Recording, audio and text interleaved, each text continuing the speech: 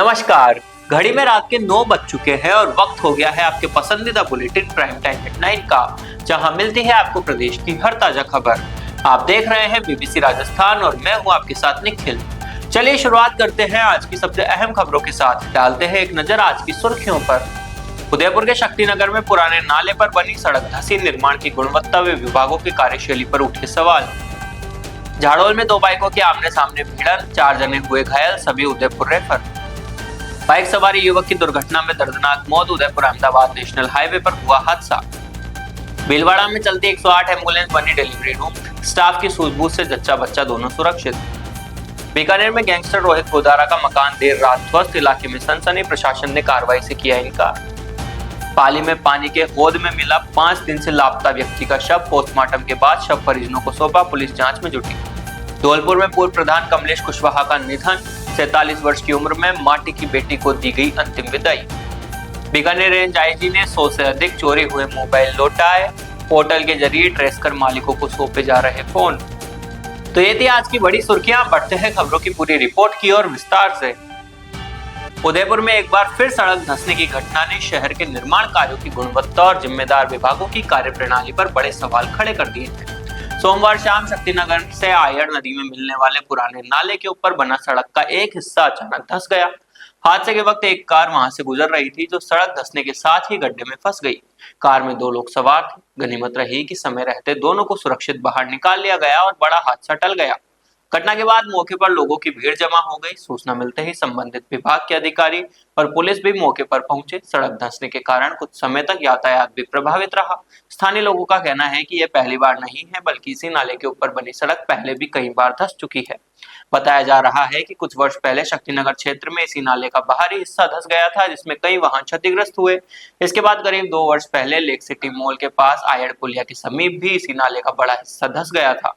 अब टीआरआई के सामने दुर्गा नर्सरी टर्न पर फिर सड़क धंसने की घटना ने निर्माण कार्यों की गुणवत्ता और रखरखाव पर गंभीर सवाल खड़े कर दिए हैं। बार बार एक ही नाले के ऊपर सड़क धंसने की घटनाओं से स्थानीय लोगों में नाराजगी है। उदयपुर जिले में झाड़ोल थाना क्षेत्र के कोचला पुलिस चौक के अंतर्गत सुल्तान जी का खेरवाड़ा में सोमवार देर रात 2 बाइकों की आमने सामने भिड़ंत हो गई।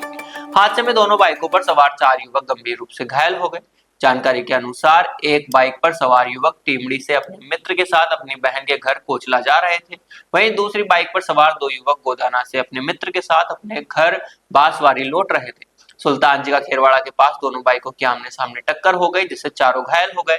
घटना की सूचना पर स्थानीय लोगों और 108 एम्बुलेंस की सहायता से घायलों को झाड़ोल जिला चिकित्सालय पहुंचाया गया, जहां चिकित्सकों ने प्राथमिक उपचार के बाद चारों की गंभीर स्थिति को देखते हुए बेहतर उपचार के लिए उदयपुर के महाराणा भोपाल चिकित्सालय रेफर कर दिया गया। उदयपुर के गोवर्धन विलास थाना क्षेत्र में उदयपुर अहमदाबाद नेशनल हाईवे पर मंगलवार सुबह एक बाइक सवार युवक की सड़क दुर्घटना में मौत हो गई। हादसा सुबह करीब 6 बजे वलीसा स्थित इंडो अमेरिकन स्कूल के पास हाईवे पर हुआ।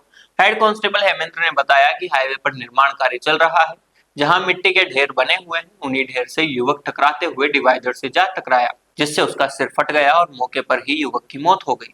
सूचना पर पुलिस मौके पर पहुंची और घटना की जानकारी ली। परिजनों को सूचना देते हुए मृतक के शव को एमबी हॉस्पिटल मोर्चरी में रखवाया है। परिजनों की मौजूदगी में शव का पोस्टमार्टम किया जाएगा। पुलिस ने बताया कि मृतक की पहचान 25 वर्षीय निशित पिता बंशीलाल मीणा निवासी खेरवाड़ा पलासिया के रूप में हुई है। उसके कंधे पर एक काले रंग का बैग था, जिसमें एक आधार कार्ड और एक फोटो मिले। संभावना जताई जा रही है कि वह खेरवाड़ा से टीचर भर्ती एग्जाम देने के लिए उदयपुर शहर आ रहा था। हालांकि पुलिस ने अभी इसकी पुष्टि नहीं की है।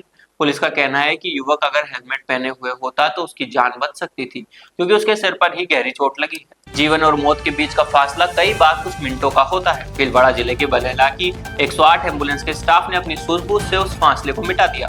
रास्ते में प्रसव पीड़ा बढ़ने पर एम्बुलेंस में ही डिलीवरी कराई गई और एक नन्ही बच्ची ने किलकारी भरी। समय पर अस्पताल पहुंचने से जच्चा और बच्चा दोनों सुरक्षित है। बनेला क्षेत्र के रडी का खेड़ा बेसकलाई गांव की एक प्रसूता को सोमवार को अचानक प्रसव पीड़ा हुई। परिजनों ने तुरंत 108 एम्बुलेंस को कॉल किया। एम्बुलेंस पायलट प्रकाश चंद्र कुमावत मौके पर पहुंचे और महिला को लेकर नजदीकी अस्पताल के लिए रवाना हुए। रास्ते में ही प्रसूता की पीड़ा बढ़ गई और हालात को देखते हुए एम्बुलेंस में मौजूद नर्सिंग कर्मी इमरान पठान ने बिना देरी किए डिलीवरी कराने का फैसला लिया। पायलट प्रकाश चंद्र ने एम्बुलेंस को सुरक्षित चलाते हुए नर्सिंग कर्मी का पूरा सहयोग किया। कुछ ही मिनटों में चलते एम्बुलेंस के अंदर एक स्वस्थ नन्ही बालिका ने जन्म लिया। डिलीवरी के बाद पायलट ने बिना रुके जच्चा और नवजात को तुरंत अस्पताल पहुंचाया। डॉक्टरों ने दोनों की स्थिति स्थिर बताई है। माँ और बच्ची दोनों स्वस्थ है। स्वास्थ्य विभाग के अधिकारियों ने एम्बुलेंस स्टाफ की तत्परता की सराहना की है। अधिकारियों ने कहा कि समय पर मिला सहयोग न केवल नवजात को जीवन दे गया बल्कि एक मां को भी नया जीवन मिला। 108 एम्बुलेंस सेवा सरकार की महत्वपूर्ण योजना है जो आए दिन लोगों के लिए संजीवनी बन रही है। इस घटना से एक बार फिर साबित कर दिया कि सही समय पर सही मदद कितनी जीवनदायी होती है। बीकानेर के लूणकरणसर क्षेत्र में देर रात गैंगस्टर रोहित गोदारा के मकान में अचानक जमींदोज होने की खबर से सनसनी फैल गई। सुबह होते ही ये चर्चा का विषय बन गया। अज्ञात लोगों द्वारा मकान तोड़े जाने की बात सामने आई है। प्रशासन ने इस कार्रवाई में किसी भी भूमिका से इनकार किया है। अब सवाल उठ रहा है कि आखिर मकान किसने और क्यों गिराया।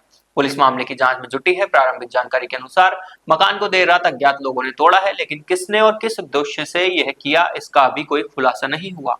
मामला उस समय और पेचीदा हो गया जब प्रशासन ने स्पष्ट तौर पर कहा कि इस कार्रवाई में उनकी कोई भूमिका नहीं है। प्रशासन के बयान के बाद अब तरह तरह के कयास लगाए जा रहे हैं। कुछ लोग इसे किसी प्रतिद्वंदी गैंग का संदेश बता रहे हैं तो कुछ अन्य कारणों की आशंका जता रहे हैं। पाली जिले के सादड़ी थाना क्षेत्र में उस समय सनसनी फैल गई जब बारली सादड़ी मार्ग स्थित शराब ठेके के पीछे बने पानी के हौद में एक शव तैरता हुआ दिखाई दिया। सूचना पर पहुंची पुलिस ने शव की पहचान सादड़ी निवासी मांगीलाल पुत्र भाणाजी धोबी के रूप में की। वे पिछले 4-5 दिनों से घर से लापता थे। परिजनों ने अपने स्तर पर काफी तलाश की थी, लेकिन कोई सुराग नहीं मिला। मृतक के भतीजे राजेश धोबी ने गुमशुदगी की रिपोर्ट भी दर्ज कराई। ये कई दिनों तक पानी में रहने के कारण शव की हालत काफी खराब हो चुकी थी। पुलिस ने तुरंत ईगल रेस्क्यू टीम को मौके पर बुलाया। टीम के सदस्य जितेंद्र सिंह राठौर, सोहन वाल्मीकि, राकेश कंडारा, देवराज कंडारा, ऋतिक कंडारा सहित अन्य सदस्यों ने कड़ी मशक्कत के बाद शव को बाहर निकाला और सादड़ी अस्पताल की मोर्चरी में भिजवाया। थानाधिकारी हनुमंत सिंह सोडा ने बताया कि पोस्टमार्टम करवाने के बाद शव परिजनों को सौंप दिया गया है। प्रथम दृष्टया मामला संदिग्ध नहीं लग रहा है, लेकिन मौत के वास्तविक कारण पोस्टमार्टम रिपोर्ट और आगे की जांच के बाद ही स्पष्ट होंगे।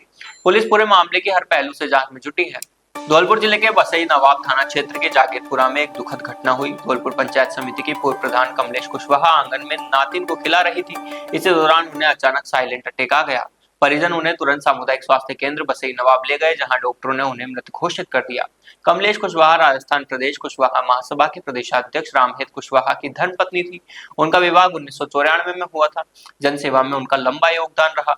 कमलेश कुशवाहा 2010 से 2015 तक धौलपुर पंचायत समिति की प्रधान रही। इससे पहले वह आरी वार्ड से पंचायत समिति सदस्य भी रह चुकी थी।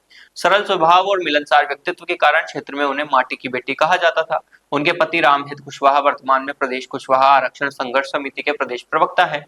बड़े बेटे पुष्पेंद्र कुशवाहा सेपो ब्लॉक कांग्रेस के अध्यक्ष है। उनके निज निवास जागीरपुरा में अंतिम संस्कार किया गया। मुखाग्नि पति रामहित कुशवाहा ने दी।